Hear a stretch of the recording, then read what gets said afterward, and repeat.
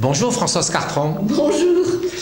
Merci d'avoir accepté cette interview pour Educavox. Vous êtes sénatrice de la Gironde et vous assurez au Sénat la vice-présidence de la Commission de la Culture, de l'Éducation et de la Communication. Vous avez été au cœur des propositions sur la refondation de l'école de la République en assurant la mission de rapporteur du projet de loi au Sénat. En parallèle aux réflexions qui ont traversé notre pays sur la nécessaire évolution de notre école, l'Association nationale des acteurs de l'école a organisé durant l'année scolaire un cycle de 6 paroles d'acteurs, débats ouverts à tous, où les acteurs de l'éducation ont successivement pris la parole au bar de la Marine à Bordeaux. Nous avons recueilli les propositions des élèves, des étudiants, de parents, d'enseignants, et chaque groupe a produit 8 propositions. Nous souhaitons les restituer sous forme d'une synthèse que nous présenterons le mardi 25 juin. Nous vous avons remis à vous les 48 propositions et cette synthèse. D'abord, que pensez-vous de cette initiative ? Je pense que plus il y a de monde qui se mobilise autour de l'école, c'est une très bonne initiative, parce que l'école, elle appartient à tous. Et donc, je crois qu'il faut qu'il y ait des lieux comme ça pour que les uns et les autres puissent s'exprimer et enrichir justement notre réflexion à nous élus. Vous avez trouvé une belle date, c'est un hasard de calendrier, mais le 25 juillet à 14h30 débutera la deuxième lecture pour l'adoption définitive du projet de loi de refondation de l'école. Donc nous serons en phase. Alors justement, que vous inspirent ces 48 propositions que nous vous avons présentées ? Je trouve qu'à chaque fois qu'on laisse parler librement les acteurs de l'école au sens large du terme, on voit d'abord qu'il y a beaucoup d'idées qui fusent, des idées qui sont novatrices et qui veulent justement moderniser, faire entrer notre école dans ce 21e siècle, en ayant conscience des forces et des faiblesses, mais en disant pas de fatalité, on est prêts les uns et les autres à changer de pratique, à innover, à inventer et à faire entrer justement cette école dans la modernité. Vous avez auditionné beaucoup de ces partenaires de l'école, de ces acteurs de l'école au Sénat. Est-ce que les propositions qui sortent de ces discussions et de ces débats qu'on a organisés recoupent un petit peu celles que vous avez entendues au Sénat ? Oui. Quand on voit que la continuité, c'est un des axes qu'il y a dans la loi de refondation de l'école, c'est-à-dire qu'il n'y ait plus de rupture entre les différentes étapes de la scolarité d'un jeune. Même on a mis en place les cycles sous Lionel Jospin, c'est pas encore entré dans les faits. Donc on voit bien que notre école est encore trop cloisonnée, trop hiérarchisée, sans doute trop sélective, et il faut changer tout ça. Donc tout cela, on le retrouve. Ensuite, l'école, elle n'est pas hors du monde. Le numérique est partout autour de nous, nous sommes entrés dans une nouvelle ère.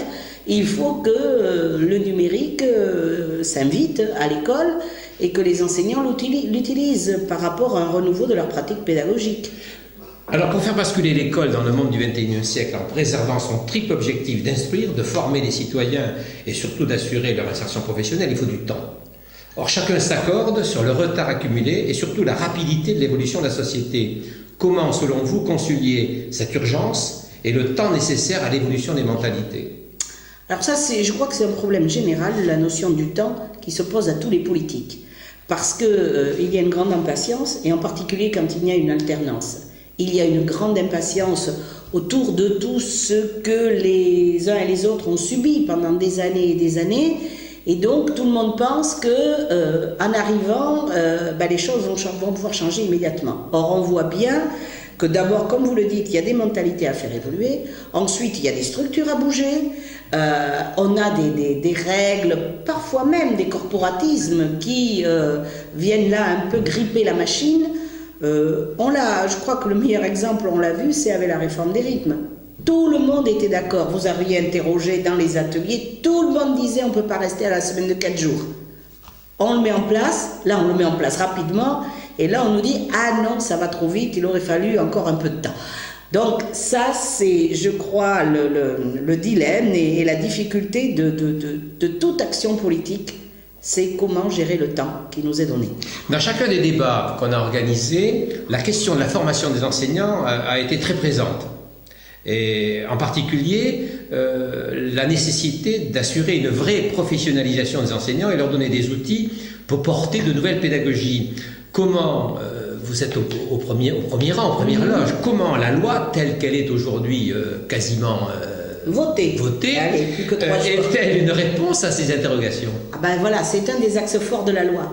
Parce que, bon, donc on le sait, et là le ministre a été très vite, parce qu'on le sait, les précédents gouvernements avaient aboli la formation pour les enseignants, ce qui est une catastrophe. Lorsqu'on a regardé justement et qu'on compare les réussites des élèves dans les pays européens qui réussissent mieux que nous, et lorsqu'on est allé dans ces pays, tous nous ont dit, nous le maître mot c'est avoir des enseignants bien formés. Bon, nous on en était arrivé au degré 0 de la formation, dont le ministre dans la loi crée les écoles supérieures du professorat. C'est une vraie révolution, désormais à partir de la rentrée de septembre. Alors là, le temps ne s'applique pas. À partir de la rentrée de septembre, des milliers de jeunes vont être accueillis dans ces écoles supérieures du professorat qui vont marcher sur 2 pieds. Elles sont intégrées dans les universités, parce qu'il faut continuer à donner une formation didactique, disciplinaire de haut niveau aux enseignants, il faut maîtriser les sujets qu'on va transmettre, mais aussi il y a l'autre pied ancré dans la professionnalisation. Et hier, justement, aux questions d'actualité, on a interrogé le ministre sur les SP et la manière dont se construisent un peu les maquettes de formation. Il y a des universités qui ont très bien compris l'enjeu de la formation professionnelle et de s'ouvrir à des acteurs de terrain. Il y en a qui ont un peu plus de difficultés, mais le ministre organise le 1er juillet une séance d'examen de toutes les maquettes qui remontent pour la mise en place, le démarrage en septembre, et le ministre est décidé à s'impliquer très fortement pour qu'on y retrouve une formation professionnelle ambitieuse au sein de ces SP. Alors bon, les enseignants c'est nécessaire, bien sûr, qu'ils soient formés c'est nécessaire, mais enfin les premiers concernés c'est les jeunes. Dans les débats, lorsque nous avons donné la parole aux jeunes, manifestement ils sont impatients de voir le numérique, enjeu d'ouverture et de liberté, pénétrer plus profondément l'école. C'est clair, certains l'ont dit avec humour, d'autres avec regret, le numérique n'est pas assez entré dans l'école. Cette impatience, compte tenu du temps nécessaire à la formation des enseignants, à la rapidité de l'évolution des numériques et surtout avec la crise actuelle, ne risque-t-elle pas d'être déçue? Oui, mais alors l'impatience, c'est d'abord une qualité de la jeunesse. Si les jeunes n'étaient pas impatients, on pourrait s'inquiéter. Ensuite, il ne faut pas non plus faire porter au numérique plus de qualité et de vertu qu'il puisse en avoir. Maintenant, il ne faut pas être non plus hors du temps. C'est, je pense, ce que disent les jeunes. Et là encore, dans la loi de refondation de l'école, on a tout un chapitre sur l'école du numérique et ce que crée le ministre, un service public du numérique. Parce que c'est vrai que si l'éducation nationale ne s'en empare pas, les marchands sont à nos portes, le privé s'est largement investi dans ces outils-là, et il y a un danger.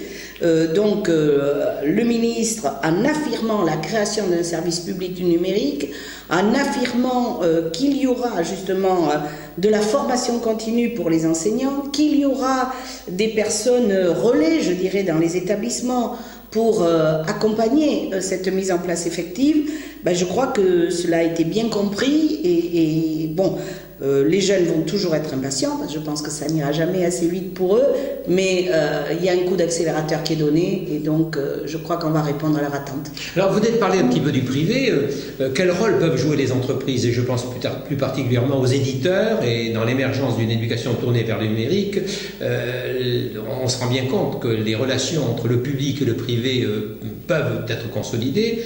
Première question, la confiance est-elle de mise? Faut-il développer une filière française, voire européenne? Mais surtout, quand dans l'actualité, on voit le grand déballage pour les entreprises mises en cause dans les révélations de l'Agence nationale de sécurité, la NSA américaine, la préoccupation des démocrates avec ce grand déballage, le fait que la Commission nationale informatique et liberté vienne de mettre Google en demeure de se conformer dans les 3 mois à la loi française sur la protection des données personnelles, les GAFA, les GAFAM, Google, Apple, oui. Facebook, Amazon, voire Microsoft, sont à nos portes. Faut-il les craindre? Il y a, comme vous dites, ils sont à nos portes. Ce qu'il faut aussi, et c'est un des volets dans l'enjeu du numérique à l'école, il faut aussi former les jeunes à l'esprit critique et justement à ce flot d'informations dans lequel ils sont baignés Parce que certes, on va essayer de réguler à l'école par rapport à un service public, par rapport à des enseignants vigilants, par rapport à des éditeurs on a bien les éditeurs dans le livre, et tout le monde sait respecter un certain nombre de principes. Mais il faut aussi, au travers de l'utilisation du numérique et du numérique comme outil pédagogique, il faut aussi former les jeunes au regard de ce que peut véhiculer un flot d'informations non contrôlées.